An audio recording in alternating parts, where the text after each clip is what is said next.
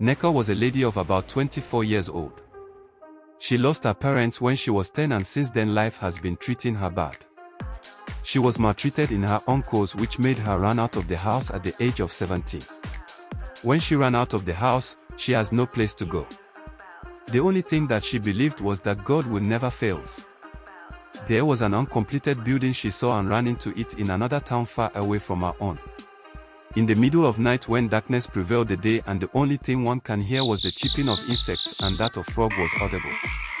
Two guys from nowhere entered the uncompleted building and ended up in taking advantage of her sexually.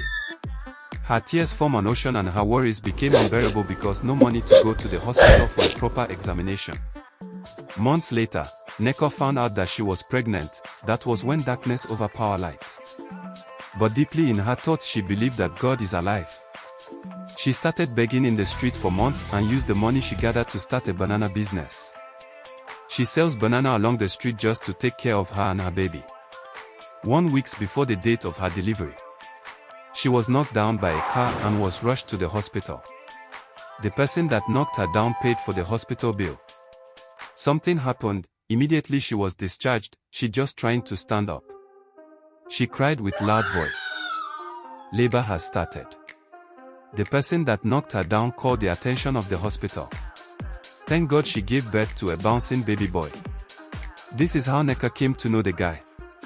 The name of the guy that knocked her down is God's Will. God's Will is a very wealthy and handsome man that every woman must dream of staying with.